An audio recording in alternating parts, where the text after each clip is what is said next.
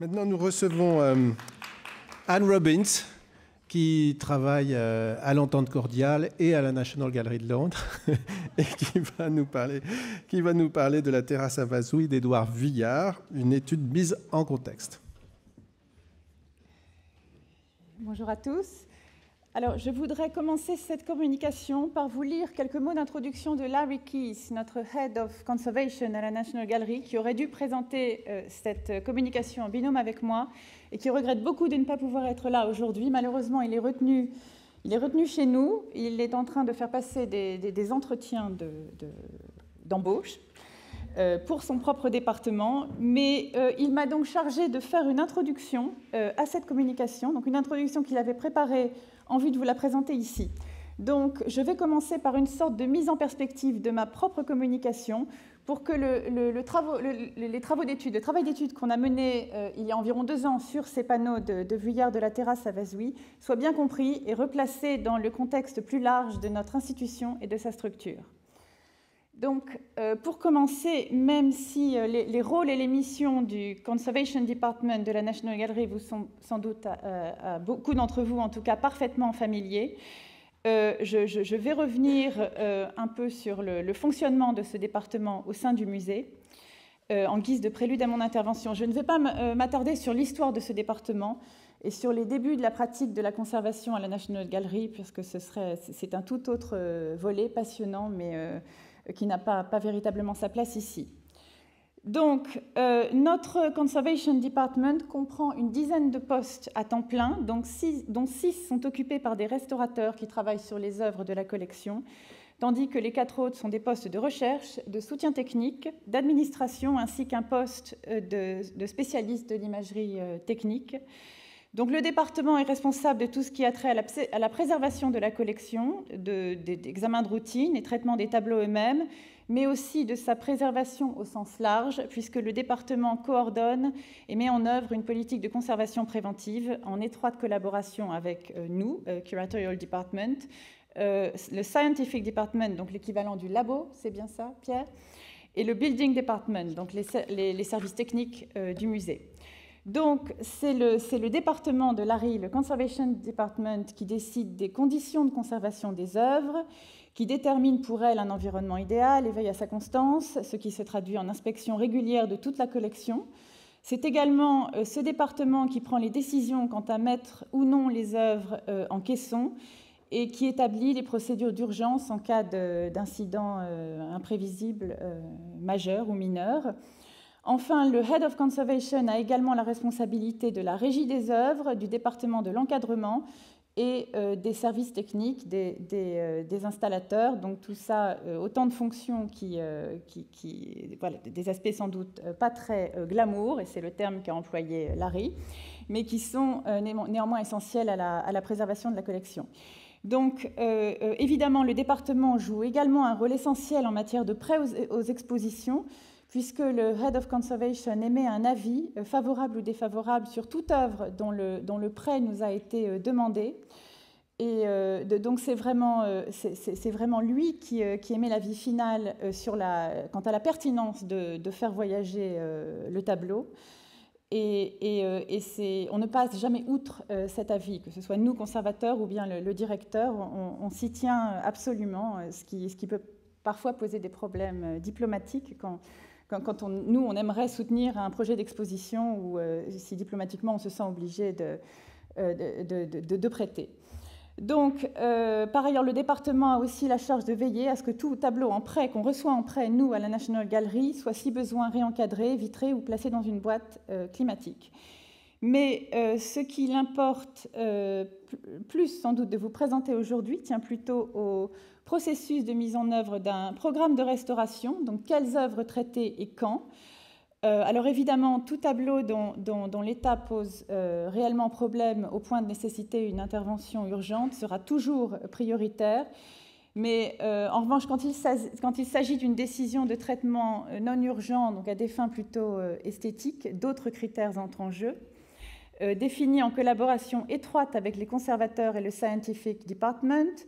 Donc on travaille tous de façon très étroite sur des sujets de recherche divers et variés, Ainsi, vous savez sans doute qu'on publie, ce sont des projets à très long terme, mais on publie les catalogues de la collection.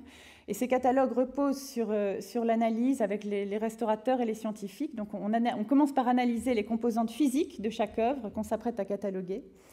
Et donc d'ailleurs, ce sont des recherches qui nous amènent souvent à reconsidérer la qualité ou l'importance de telle ou telle œuvre. Donc certaines peuvent être déclassées ou d'autres, au contraire, gagnent en importance. Et c'est ainsi qu'on accroche dans les main floor galleries des tableaux qui n'auraient été qu'en réserve.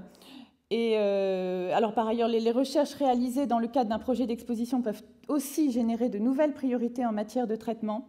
Même si, Larry m'a demandé d'insister sur ce point, même si la National Gallery essaie d'éviter d'avoir à terminer une restauration en temps et en heure pour l'ouverture d'une exposition. Et en fait, on serait plutôt enclin à procéder de façon inverse. C'est un peu ce que le président du musée d'Orsay décrivait ce matin, ce qui s'est passé pour votre exposition Manet, c'est-à-dire qu'on essaie de profiter de juxtapositions inédites ou rares, donc d'œuvres rassemblées dans telle ou telle exposition, comme ici ce tableau attribué au Rousseau qui figurait dans notre exposition sur les portraits de la Renaissance.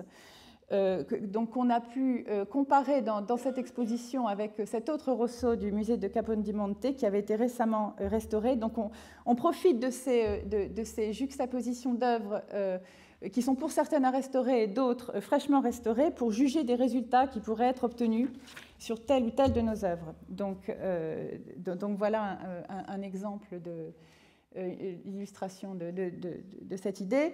Donc, par exemple, ici, le fait d'avoir pu examiner ce tableau à côté de l'œuvre de Naples qui présentait des problèmes de craquelure semblables dans les zones sombres du tableau nous a aidé à bien anticiper quels résultats on pouvait attendre de cette restauration. Donc, la décision de se lancer dans la restauration de telle ou telle œuvre est souvent le produit d'une très longue réflexion. Ainsi, la Vierge au rocher de Léonard de Vinci, avec Larry au travail, il l'a pris en flagrant délit ici, sur cette photo. Donc, la décision de traiter la peinture n'a été prise qu'au terme de 10 ans d'expérience de traitement et d'études de nombre d'œuvres, d'autres œuvres de l'école milanaise et autres suiveurs de Léonard de Vinci. Donc, c'est seulement après la publication de ce premier Technical Bulletin en 1996 qu'on s'est penché sur la Vierge au rocher. Donc, ce sont ces études poussées d'autres œuvres de la collection qui nous ont renseigné sur les techniques et le médium dans l'entourage ainsi que chez Léonard de Vinci. Et c'est donc une entreprise à très long terme qui a été un facteur déterminant de l'évolution du projet de cette exposition Léonard de Vinci qui a eu tant de succès à la National Gallery en 2012. Donc, le traitement de telle ou telle œuvre peut résulter de nouvelles études ou au contraire donner lieu à des recherches inédites. Et il arrive aussi qu'une restauration soit mise en œuvre à des fins purement esthétiques. Et si c'est le cas, on essaie malgré tout de retirer le plus d'informations possible d'une restauration. Et toute restauration s'accompagnera de toute façon toujours de recherches très complètes sur l'œuvre, y compris dans le cas de tableaux dont le traitement ne fera qu'améliorer l'apparence, qui est toujours la visée principale. Donc toutefois, de nombreux projets de recherche sur les composantes physiques de nos œuvres sont menés à bien sans que celles-ci débouchent sur une restauration ni sur une exposition. Donc ce qui est important, et là encore je le souligne, est vraiment précieux, c'est cette habitude profondément ancrée qu'on a à la National Gallery de travailler ensemble et de croiser nos compétences respectives de scientifiques, conservateurs ou restaurateurs. Et donc ce projet autour de la terrasse à Vazoui de Vuillard a, je crois, été une bonne illustration de cette espèce de synergie entre nous. Donc je vais maintenant passer à Vuillard, vous avez été très patient, et je vais essayer de le retracer ici brièvement. Donc ces deux panneaux décoratifs de Vuillard, la terrasse à Vazoui, donc peint par l'artiste en 1901, puis repris en 1935, on a décidé de se pencher sur ces tableaux à l'occasion de leur retour à la National Gallery en 2010, après 13 ans de prêt à long terme à la tête. En fait, ils faisaient partie de ce groupe d'œuvres qui font partie de cette espèce de protocole d'échange qu'on a avec la Tate Gallery, dans lequel tout tableau peint après 1900 est en théorie en prêt à long terme là-bas, tandis qu'on reçoit chez nous tout tableau non britannique peint avant 1900 vient en prêt à long terme chez nous. Donc c'est très compliqué. Nous, parfois même, on a du mal à s'y retrouver. Mais toujours est-il que quand ces tableaux sont revenus en 2010, ils n'avaient pas été vus à Trafalgar Square depuis 13 ans auparavant.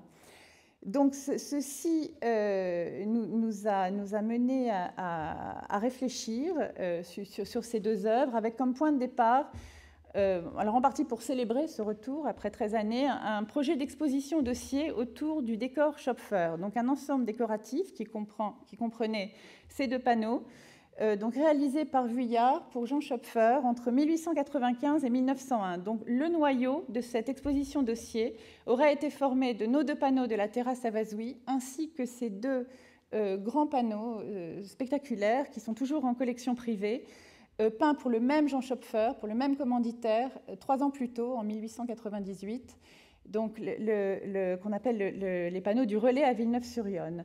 Donc voilà, en gros, c'était l'idée de départ pour ce projet de recherche, c'était de rassembler le projet décoratif Schopfer, donc les panneaux de la terrasse à Vazoui, le relais à Villeneuve-sur-Yonne, ainsi qu'un très beau service de table peint pour le même Jean Schopfer en 1895, dont le musée d'Orsay conserve quelques assiettes. Ce sont celles qui sont en haut de l'image. Il en reste encore un certain nombre. Il y avait 147 pièces en tout dans ce service de table. Et il en reste encore un certain nombre en collection privée. Donc on est vraiment parti de cette idée de célébrer le retour de ces tableaux sous la forme d'une exposition.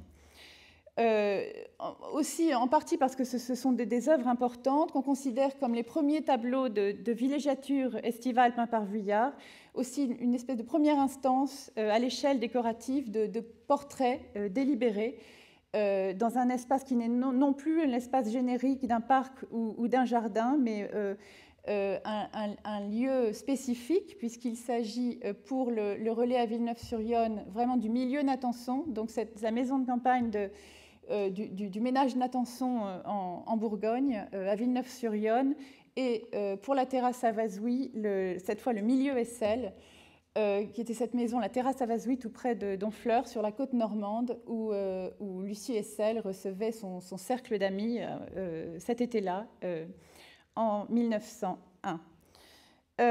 Donc c'était un projet d'exposition qui avait sa cohérence.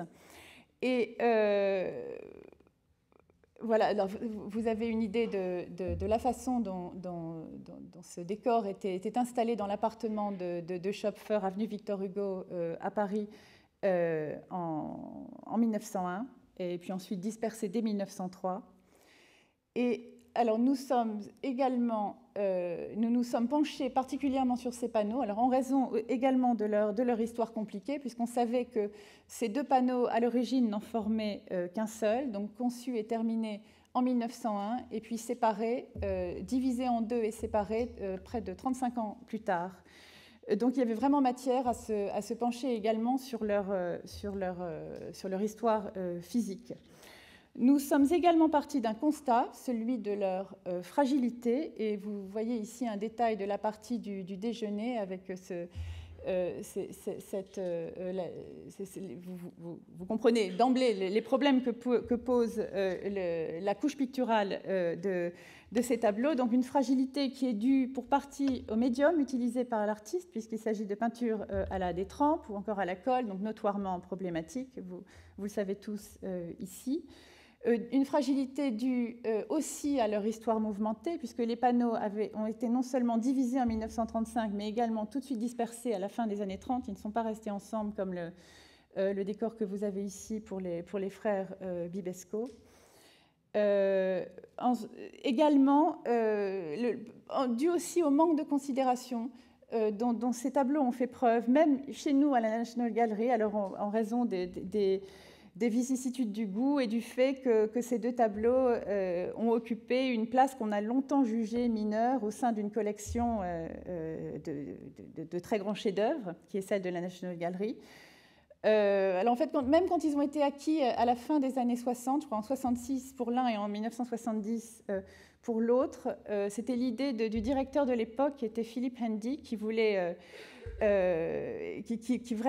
qui avait identifié une lacune parmi notre collection, qui était qu'on n'avait pas de grands formats de scènes de plein air impressionnistes.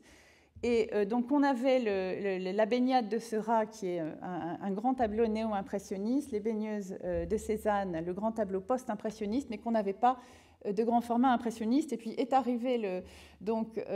apparu sur le marché ce tableau de la terrasse à Vazoui, donc d'abord le côté déjeuner.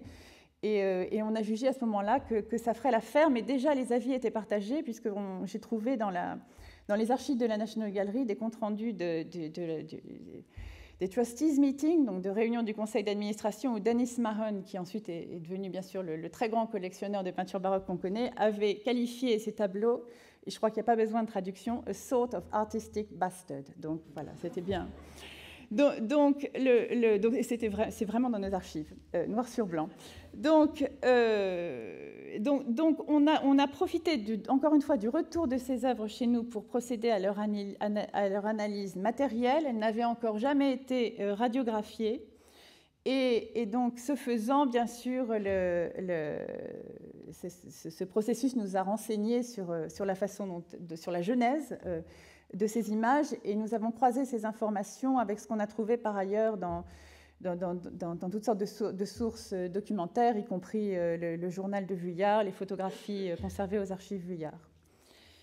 Et donc, voilà alors les photographies conservées aux archives Vuillard qui ont été publiées par Guy Cocheval et Antoine Salomon dans le catalogue raisonné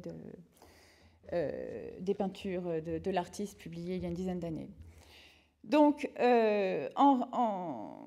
c'est vraiment l'étude des raisons de la fragilité de ces panneaux, donc, qui est due à un problème d'adhérence de plusieurs couches picturales, d'un médium complexe, d'un maniement difficile et d'une stabilité problématique, qui nous a amené à mieux comprendre la technique de la peinture à la détrempe, ainsi que de mieux comprendre quels pigments l'artiste avait utilisés. Et je me dois de mentionner ma collègue Kate Stoner, avec qui j'ai travaillé sur ce projet, qui a quitté la National Gallery et qui travaille à Dubaï. Mais ça a été une collaboration très heureuse avec elle. Donc très vite, donc croisant Kate et moi, nos recherches, moi documentaire, elle technique du tableau, nous avons vite réalisé que ce projet excédait largement le cadre d'un seul projet d'exposition. De toute façon, ce projet d'exposition s'est trouvé compromis puisqu'on ne parvenait pas à localiser les panneaux du relais à Villeneuve-sur-Yonne, qui se sont avérés ensuite non disponibles.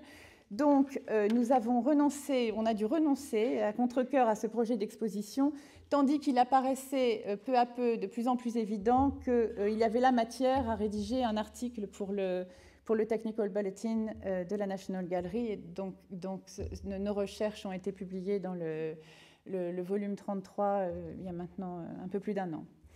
Donc, donc très brièvement, voilà, je voudrais très clairement établir ce qu'on aura retiré de ce projet. Donc, ce que nous savions sur ces deux tableaux.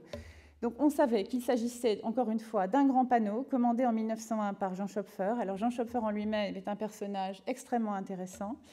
Donc, écrivain, dramaturge, dandy, polyglotte, mais également champion de tennis, puisqu'il est le premier à avoir gagné en 1892, qui ne s'appelait pas encore Roland Garros, mais ce qui était le premier Open de tennis français. Et d'ailleurs, les panneaux de la terrasse à Vazoui ont été financés, ont été commandés par Schopfer grâce à l'argent qu'il avait gagné en organisant un tournoi de tennis près de Genève à l'été 1900. Donc je crois que c'est un cas unique de la National Gallery, dans la collection de la National Gallery, où un de nos tableaux a été financé par l'argent du tennis. Je crois que c'est vraiment un cas tout à fait unique. Donc voilà. Puis par ailleurs, Will Schopfer a eu une carrière d'écrivain sous le nom de Claude Anet dans les années 30. Était un écrivain à succès puisqu'il a écrit Ariane, jeune fille russe, et qui a été ensuite, évidemment, c'est le film de Billy Wilder qu'on connaît, et puis bien sûr Meyerling avec Catherine Deneuve. Donc voilà, Audrey Hepburn, Catherine Deneuve. Là, pour le coup, on est en plein glamour. Donc ce tableau, donc dans sa version qui a encore son intégrité, a été installé et livré dans l'appartement des Schopfer en 1901. Et on sait qu'il était en place en décembre de cette année-là, puisque Maurice Denis le commente dans une lettre à André Gide en décembre 1901. Donc on sait absolument que le tableau était terminé et qu'il avait rejoint les panneaux du relais à Villeneuve-sur-Yonne. Et puis, alors après maintes aventures, il est déplacé en 1908, lorsque Jean Schopfer, après avoir divorcé, s'installe rue de Chaillot, puis rue du Bac. Alors là où vous voyez les assiettes, toujours ces mêmes assiettes qui sont utilisées en frise, en fait, comme une frise décorative dans ce salon. Pour finir, Schopfer donc meurt en 1931, et c'est sa veuve qui demande à Vuillard de les reprendre. Donc Vuillard les reprend dans l'atelier de la place Vintimille en 1935, et c'est à ce moment-là qu'il divise la grande composition en 2 panneaux distincts et qu'il modifie de façon assez considérable chacune de ces parties pour en faire deux tableaux autonomes et avec l'idée, donc chez la veuve de Schopfer, de pouvoir les vendre plus facilement que le grand panneau qui était très peu maniable et beaucoup moins commercial. Donc c'est à ce moment-là qu'il retravaille ces panneaux dans un style pseudo-impressionnisant, si je puis dire. Alors là encore, je cite Dennis Mahon en 1969, « A more or less impressionistic style », donc pseudo-impressionnisant, donc toujours dans la même technique, celle de la peinture à la détrempe, donc dans un style très proche de celui de vos panneaux ici au musée d'Orsay, donc l'Allée et la Meule de 1907-1908 est retravaillé là encore beaucoup plus tard. Donc ce qu'on a appris, donc, grâce à cette collaboration fructueuse avec les départements Conservation et Scientific, et bien sûr grâce à l'analyse d'images techniques, de radiographie, de photographie infrarouge et d'analyse de prélèvements. Donc, ce projet nous aura renseigné sur le médium employé par Vuillard. Donc c'est cette catégorie de la colle de peau qu'on appelait colle dite Totin, du nom de la manufacture qu'il a fabriquée. On aura également, ce projet nous aura renseigné sur la cuisine de Vuillard, sa cuisine de la détrempe. Donc on sait qu'il faisait fondre des feuilles de colle Totin pendant 12 heures, puis ensuite qu'il les diluait avec 4 ou 5 fois leur volume d'eau. Alors c'était très malaisé à manier, il fallait maintenir les pots à température constante. Et par ailleurs, les couleurs avaient tendance à virer en séchant. Alors ce qui a été intéressant, c'est de comparer la façon dont Vuillard emploie la peinture à la colle en 1900-1901 et quand il revient, quand il se remet au travail sur ses panneaux en 1935, comment son approche de cette technique a changé. Donc, en 1901, il emploie cette peinture de façon très diluée. Donc, il joue sur l'espèce de pouvoir d'absorption de la toile. Et en fait, la toile est véritablement imprégnée. Alors qu'en 1935, quand il se remet au travail, donc, il procède plutôt par... avec ces espèces d'empattements. Là, ici, c'est un gros plan sur le gilet que porte Tristan Bernard sur le panneau du déjeuner. Et par ailleurs, il emploie une peinture beaucoup plus collante et gélatineuse en 1935. Il la dilue beaucoup moins. Ici, vous voyez en coupe donc, un prélèvement qu'avait fait ma collègue Kate Stoner, qui montre en fait qu'il ne prend même plus la peine de bien diluer les pigments. Ici, on a une agglomération de pigments prise dans la peinture. Ah oui, on a aussi, alors ça c'est aussi une particularité, si vous n'êtes pas au courant, en fait, on a dans notre département scientifique, on conserve ce qu'on appelle Vuillard's Pepper Pots, les poivrières de Vuillard qui remportent ces pigments. Alors ça a été une bénédiction pour nous, puisqu'on a pu les analyser à l'envi. Et c'est quelque chose que Kate Stoner a fait de façon systématique. Elle a établi une espèce de nomenclature des pigments utilisés par Vuillard, là encore en partant des dires même de l'artiste, qui est cité par Jacques Salomon comme ayant dit qu'il utilisait, je cite, les couleurs les plus mauvaises, celles que j'achetais chez le droguiste du coin, les verts anglais, le bleu charron et le blanc de Meudon. Et en fait, l'étude qu'a menée Kate Stoner a révélé qu'en fait, c'était pas du tout le cas, qu'il utilisait au contraire des pigments les plus coûteux qui se trouvaient. Il se fournissait régulièrement chez Lefranc, et on trouve la trace de ça dans son journal, où il dit régulièrement « je suis allé chez Lefranc, j'ai facture de chez Lefranc ». Donc, essentiellement du bleu et du violet de cobalt, qui étaient vraiment extrêmement coûteux. Donc ça aussi, ça a permis de réajuster ce qu'on savait sur les matériaux qu'utilisait Vuillard. Ensuite, sur le style du panneau de 1901, donc on a eu l'occasion d'observer ces tranches et de voir que la composition initiale à laquelle appartiennent ces trois points rouges sur la tranche ici était encore visible, et donc on a pu vraiment, là aussi en regardant les radiographies, analyser de très près la touche de Vuillard en 1901, qui était très dense, très serrée, très travaillée, très en tapisserie, puisque le parallèle avec le textile est souvent fait quand on parle de la technique de Vuillard dans ces années-là, donc avec des touches dans la partie du jardin que vous voyez ici en biais, donc des touches rondes pour les parterres de fleurs, ensuite des touches horizontales pour le chemin et verticales pour l'herbe. Donc ça aussi ça a été consigné dans notre article du Technical Bulletin. Et enfin, donc là aussi grâce aux images techniques, aux radiographies, etc., on a pu également voir quelles modifications Vuillard avait apportées au panneau quand il le retravaille en 1935, notamment dans le décor de briques. Donc vous avez ici l'état de 1901, ici celui de 1935, où vous voyez que le décor de briques a changé. Alors en fait, la maison à Vazoui, la maison dont on parle, la terrasse à Vazoui, avait effectivement cette alternance de 3 briques puis d'une partie pleine. Mais alors, la thèse qu'on développe dans notre article, c'est que Vuillard avait opté pour cette espèce de motif en rayures de briques pour justement harmoniser avec le panneau du relais à Villeneuve-sur-Yonne. Donc que vraiment ces 3 panneaux étaient faits pour fonctionner ensemble, et que la terrasse à Vazoui, que le décor de la terrasse à Vazoui devait être vu en complément de celui du relais à Villeneuve-sur-Yonne. Enfin, l'examen des radiographies et l'analyse de la couche picturale ont révélé ou confirmé que figuraient dans le grand panneau de 1901 des protagonistes qu'ensuite Vuillard efface totalement pour les remplacer par d'autres, donc notamment les époux Blum, donc Léon Blum et sa femme Lise, qu'on voit ici dans l'image de 1901, à demi cachée par ce qui est en fait la partie supérieure du chapeau de la femme assise.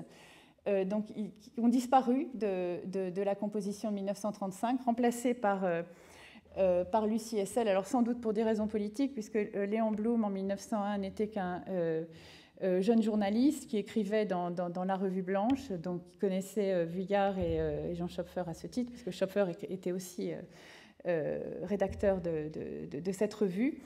Et donc en 1935, évidemment, Blum est devenu un personnage politique majeur et pas forcément celui que Vuillard avait l'intention de représenter à ce moment-là pour des raisons politiques.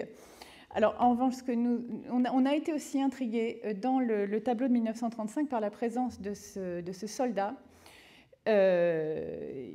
qu'on a essayé donc d'identifier. Alors, ce qu'on a vu à la radiographie et également dans des photos anciennes du panneau de 1901, c'est que dans la composition initiale, il n'y avait pas de soldat, mais un homme en costume de ville, si j'ose dire, lounge suit. Et donc, Vuillard avait choisi d'ajouter cette figure en 1935 quand il retravaille le tableau. Et on s'est demandé pourquoi un soldat de la Première Guerre mondiale. Il s'agit bien d'un soldat de la Première Guerre mondiale, donc avec le costume bleu horizon. En 1935, l'armée a, depuis déjà de nombreuses années, adopté la couleur kaki pour ses uniformes. Alors après, pourquoi ? On s'est aussi posé la question de l'identité de ce soldat. on s'est souvenu en lisant toute la littérature sur Vuillard, encore une fois merci à Guy Cocheval, que Lucie Hessel, qui est vraiment mise à l'honneur dans le panneau de 1935, puisque totalement absente de la composition, bien que l'hôtesse de cette réunion champêtre, finit par apparaître 3 fois. Donc là, elle recouvre les époux Bloom. Elle apparaît dans le panneau du jardin. Elle est là aussi, plus ou moins sous la forme de son chien, au premier plan. Et or, cette même Lucie Hessel était marraine de guerre d'un certain Lucien Grandjean, qui était un ancien acrobate qui avait été blessé pendant la Première Guerre mondiale au gaz moutarde, à l'hypérite. Et elle l'avait plus ou moins, après la Première Guerre mondiale, plus ou moins pris sous son aile et adopté. Et Vuillard lui-même s'était lié d'amitié avec ce Lucien Grandjean, au point d'avoir été témoin à son mariage, et puis parrain, je crois, de la petite fille de Lucien Grandjean. Et 1935 est précisément l'année où Lucie Hessel adopte la fille de Lucien Grandjean. Donc en croisant tout ça, et puis en regardant certains pastels de Vuillard, représentant Lucien Grandjean, on s'est dit qu'effectivement, il y avait de fortes chances pour que ce soit là le personnage représenté sur ce panneau, avec peut-être en face, alors là encore, ce n'est que spéculation, peut-être un possible autoportrait de Vuillard conversant avec Grandjean, c'est en tout cas une hypothèse qui a été émise par Mathias Chivot. Voilà, donc ces recherches ont été publiées encore une fois l'an dernier dans le volume 33 du Technical Bulletin de la National Gallery, et pourront former la base et seront une précieuse source d'information en vue d'une éventuelle campagne de restauration sur ces œuvres, qui pourront alors être traitées en meilleure connaissance de cause de leur état. En attendant, espérons-le, que l'opportunité d'une exposition, de cette exposition sur une exposition dossier sur le sujet du décor Schopfer se représente, si cette fois les œuvres nécessaires à la cohérence d'un tel projet devaient refaire surface. Donc, quoi qu'il arrive, on est maintenant, ayant fait ces recherches, on est mieux préparé pour l'étape suivante. Et j'ajoute, voilà, pour conclure, voilà, donc ce sont nous allons maintenant, donc cette année, nous prévoyons d'étudier notre très beau portrait du baron Schwitter de Delacroix. Là aussi, en vue de la rédaction d'un article pour le Technical Bulletin, qu'on va essayer de faire coïncider avec 2 expositions qui mettront ce portrait à l'honneur, prévues l'année prochaine en 2016. D'abord au printemps 2016, une exposition sur Delacroix et la modernité, dont mon collègue Christopher Riopel est le commissaire, où figurera de façon très, très proéminente le portrait de Schwitter. Et puis ensuite, à l'été 2016, une exposition sur les peintures de peintres. Donc, bien sûr, sachant que le Schwitter faisait partie de la collection de Degas, donc voilà, on estime que le moment est opportun de se pencher sur le baron Schwitter, qui pose ses propres problèmes, puisque soumis au jury du Salon en 1927 et puis rejeté, il aurait été retravaillé, notamment dans le paysage par Huet, encore que il y a beaucoup de suppositions qui n'ont pas encore de fondement scientifique, donc on attend de pouvoir donner voilà, une espèce d'assise technique à ces suppositions et de pouvoir les publier bientôt. Voilà, merci beaucoup. Très bien.